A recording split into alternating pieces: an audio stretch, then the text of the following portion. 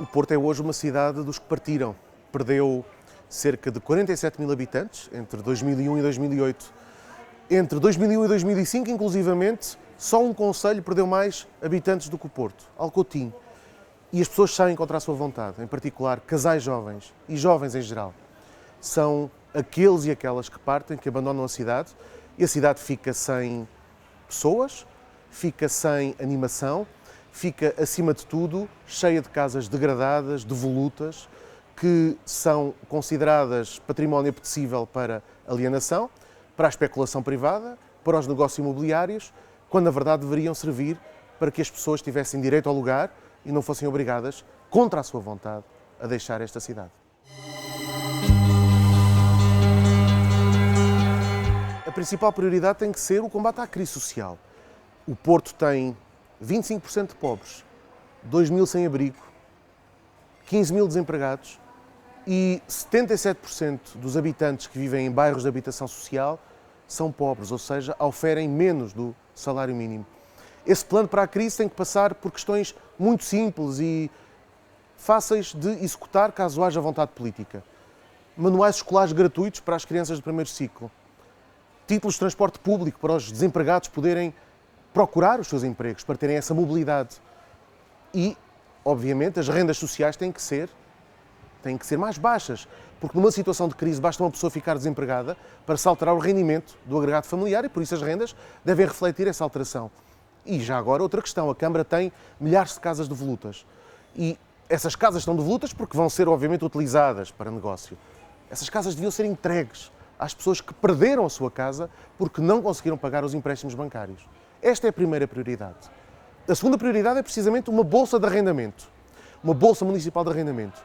Se os senhorios não querem recuperar as casas, porque não podem ou porque não querem, porque estão a pensar na especulação, tomamos posse das casas e com o apoio do Estado Central recuperamos essas casas, colocamos-las no mercado para serem arrendadas a preços socialmente justos, a preços controlados. Isso o que faz com que, por um lado, as pessoas possam alugar essas casas, possam voltar à cidade, faz também com que os operários da construção civil que estão desempregados, e são muitos no Porto, tenham um emprego e anima o território, anima a economia, porque é um investimento direto, localizado, eficaz, de alcance rápido. Por outro lado, queremos também que esta cidade seja uma cidade animada, uma cidade de cultura, em que os espaços públicos tenham um programa permanente de animação cultural, em que o Rivoli seja devolvido à cidade e faça formação de públicos, com as associações, com as escolas, com os bairros, com os hospitais, com as prisões, como fazia antes de ser cedido a um empresário do entretenimento, que apenas procura o lucro. E queremos que a cidade tenha um ambiente sustentável, que o Rio Douro seja despoluído em 4 anos, é possível fazê-lo, que as ribeiras da cidade, que são muitas, o Porto tem muitas ribeiras, não sejam hoje canos de esgoto, entubados na maior parte dos casos. E queremos também, acima de tudo, qualidade na democracia.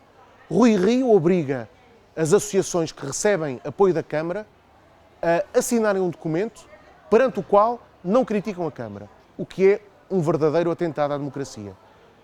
Rui Rio persegue os seus adversários nos sites da Câmara, acusa-os dos mais horrendos crimes, conseguiu que muitos jornalistas fossem desempregados e, obviamente, que a qualidade da democracia só se consegue com crítica, com polémica, com espaço público, com divergência. E nós estamos dispostos, obviamente, a que esta cidade seja viva e seja realmente uma cidade de opinião democrática, de vivacidade, de dissonância, quando é preciso, de insurgência, de rebeldia. O Porto tem essa imagem. É bom que essa imagem não seja meramente retórica ou marketing, que seja a realidade.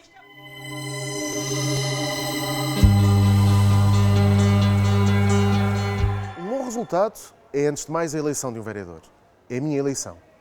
Por outro lado, evidentemente, é tirar a maioria absoluta a Rui Rio. Rui Rio governou de forma autoritária, arrogante, com ódios, com obstinações, com teimosias.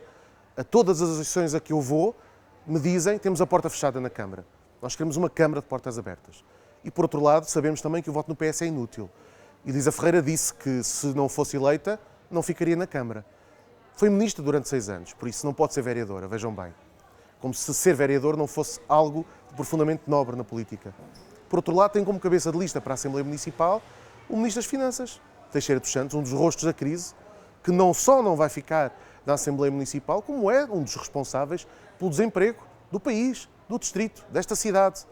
alguém que fechou os olhos aos desvarios da banca, alguém que foi cúmplice nos negócios do BPN, alguém que não soube mudar o rumo da economia e do liberalismo que marcou o governo de Sócrates.